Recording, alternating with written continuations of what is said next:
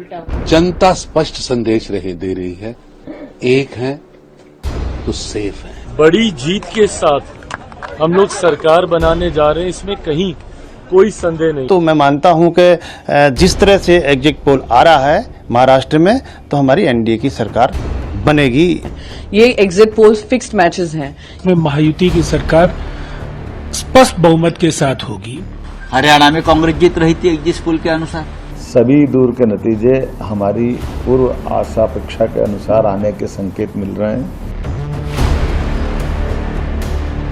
अपनी अपनी जीत का दम भर रहे इन सियासी चेहरों में से 23 नवंबर को कई मायूस भी होंगे, कई चेहरे और खिलखिलाएंगे भी, क्योंकि सियासत में न वक्त किसी की कसौटी पर चलता है, न ही चुनाव के नतीजे दावों के आधार पर आते हैं। महाराष्ट्र और झारखंड का विधानसभा चुनाव हो या यूपी का उपचुनाव, अभी मतदान को खत्म हुए करीब 27 घंटे ही हुए हैं और इनके मतगणना शुरू होने में अभी करीब 36 घंटे का वक्त बाकी है। लेकिन इसके बीच ये सियासी चेहरे अपने पक्ष में जीत का दम अभी से ही भरने लगे हैं। सबका दावा एक ही है कि जीत उन्हीं की पार्टी की होगी और इनके दावों के पीछे का जो आधार है वो है अलग अलग मीडिया रिपोर्ट से आए एग्जिट पोल्स, जिनमें ज्यादातर एग्जिट पोल्स एनडीए की बनती हुई सरकार पर मुहर लगा रहे हैं, चाहे वो झारखंड हो या महाराष्ट्र या फिर यूपी उपचुनाव। सबसे पहले आप यूपी उपचुनाव को लेकर आ रहे एग्जिट पोल्स पर नजर डालिए।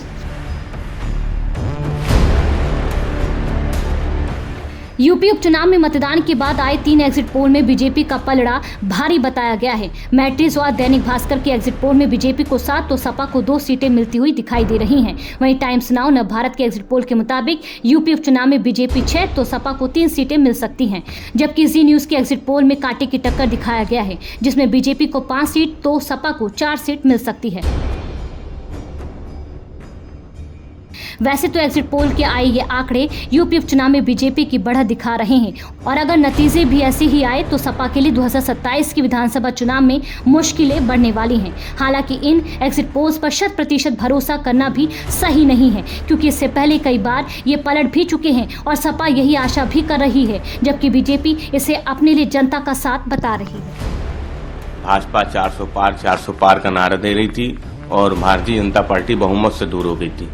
समाजवादी पार्टी को भरोसा है, चाहे महाराष्ट्र की बात हो, झारखंड की बात हो या उत्तर प्रदेश की बात हो, तीनों जगह भारतीय जनता पार्टी का सूपड़ा साफ होगा। जब परिणाम सामने आएंगे तो एग्जिट पोल बदल जाएंगे। जनता जनार्दन है, जज है, फैसला ले रही है और जनता धीरे धीरे हम लोग साथ आ रही है, क्योंकि सबके साथ 70 साल बिता चुकी है और 70 साल का नाम इधर जो है हमारे साथ आने का वो उनको मालूम है। इसकी वजह से लगभग पहले उन लोगों ने बता रखा था हर जगह हम लोग ज्यादा वोटों से जीते।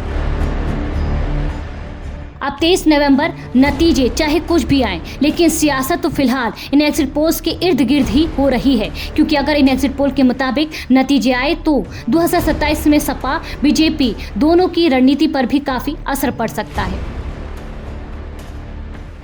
अगर बीजेपी को बढ़त मिली तो सीएम योगी के बटेंगे तो कटेंगे नारे के आधार पर हिंदुत्व वोटों के ध्रुवीकरण की रणनीति को कारगर माना जाएगा। वहीं अगर सपा सफल हुई तो अखिलेश यादव के जातिगत समीकरणों के सहारे पीडीए को साधने का फॉर्मूला सही माना जाएगा। लेकिन नतीजे अगर इसके उलट आए तो दोनों ही दलों के लिए 2027 का रास्ता मुश्किल हो जाएगा।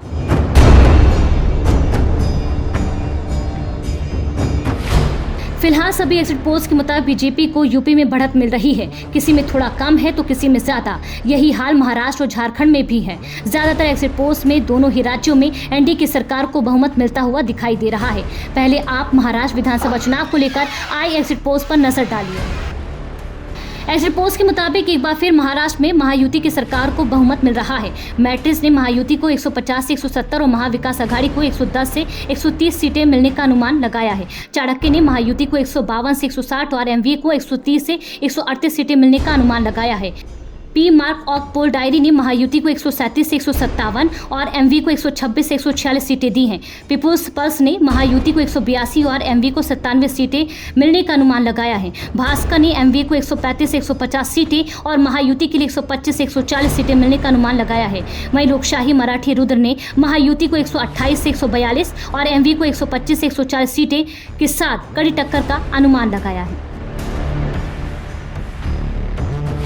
महाराष्ट्र में बहुमत के लिए 145 सीटों की जरूरत होती है। अगर एक एग्जिट पोल को छोड़ दें तो अधिकतर एग्जिट पोल्स के मुताबिक महायुति को 145 सीटें मिलती हुई दिख रही हैं। अब इन एग्जिट पोल्स को लेकर सियासत भी शुरू हो गई है। महाअघाड़ी इन एग्जिट पोल्स को गलत बता रहा है, वहीं बीजेपी के खेमे में खुशी दिख रही।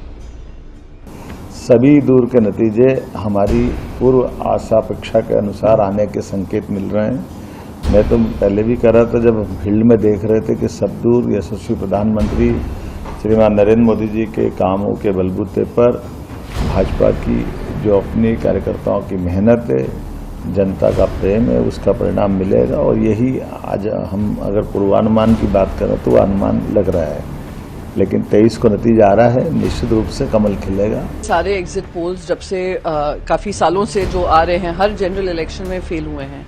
ये एग्जिट पोल्स फिक्स्ड मैचेस हैं। तो मैं एग्जिट पोल्स पे चर्चा ना कर जो जनता ने हमें प्यार दिया है, जो जनता ने हमें विश्वास लोकसभा में दिखाया, वही प्यार आगे बढ़ेगा और विधानसभा में एक नया इतिहास गढ़ेगा। हम बहुत कॉन्फिडेंट हैं कि हमें सरकार बनाने का वहां की जनता मौका देगी, क्योंकि वो आक्रोशित है इस सरकार से। जनता स्पष्ट संदेश दे रही है, एक है तो सेफ है।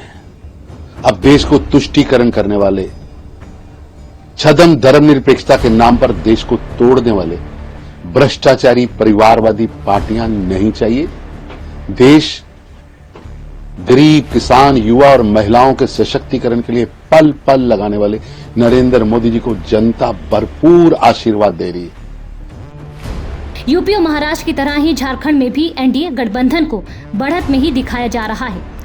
झारखंड में मैट्रिक्स एग्जिट पोल के मुताबिक बीजेपी के नेतृत्व वाली एनडीए को 42 से 47 सीटें मिलने की संभावना है, जबकि जेएमएम के नेतृत्व वाले विपक्षी गठबंधन को करीब 25 से 30 सीटें मिलने की उम्मीद है, जबकि अन्य को 1 से 4 सीटें मिलने की संभावना है। टाइम्स नाउ एग्जिट पोल के मुताबिक बीजेपी को राज्य में 40 से 44 सीटें मिलने की उम्मीद है, जबकि जेएमएम के नेतृत्व वाले गठबंधन को 30 से 40 सीटें मिलने की संभावना है। वहीं अन्य उम्मीदवारों पर टाइम्स नाउ ने कुछ नहीं कहा। पीपुल्स पल्स के एग्जिट पोल में बीजेपी को 44 से 53 सीटें और जेएमएम को 25 से 37 सीटें मिलने की भविष्यवाणी की गई है। वहीं अन्य उम्मीदवारों को 5 से 9 सीटें मिलने की उम्मीद है। हालांकि एक्सिस माई इंडिया ने अनुमान लगाया कि जेएमएम गठबंधन कुल 81 सीटों में से 53 सीटों के साथ राज्य में जीत हासिल कर सकता है।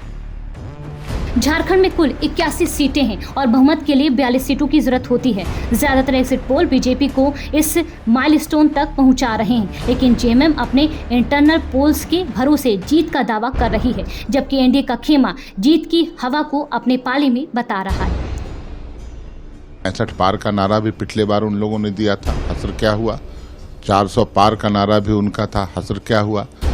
जो धरातल पर जो रिपोर्टिंग है आप सभी लोग जानते हैं, और कई एक सर्वे एजेंसियों ने दिखलाया है कि हम 50 के ऊपर जा रहे हैं। उसके बावजूद भी हम एग्जैक्ट पोल पर भरोसा करते हैं, और जो फीडबैक हम लोग को है अपने कार्यकर्ताओं के माध्यम से, अपने इंटरनल सर्वे हमारा जो होता है उसके माध्यम से, हम कंफर्टेबली 50 प्लस में हैं। 50 प्लस में भी एनडीए की सरकार झारखंड में बनेगी, इसलिए कि लोग हेमंत सोरेन सरकार की विदाई चाहते हैं। भ्रष्टाचार के किस्से वहां बच्चों की जुबान पर हैं, और जिस तरह से प्राकृतिक संपदा का बेरहमी से दोहन हुआ है, अधिकारियों और राजनेताओं का जो गठजोड़ और जिस तरह से उनके खिलाफ ईडी और सीबीआई के छापे पड़े हैं, उसके बाद वहां कोई चेहरा नहीं बचा है हेमंत सोरेन का, और इसका नुकसान वहां कांग्रेस और आरजेडी को भी भुगतना। फिलहाल पोल ऑफ पोल्स के मुताबिक तीनों ही राज्यों में बीजेपी को बढ़त मिल रही है और इसको लेकर नेताओं के बीच जुबानी जंग जारी है। अब देखना ये होगा कि 23 नवंबर को ये एग्जिट पोल सही साबित होंगे या एक बार फिर से नतीजे बदलेंगे।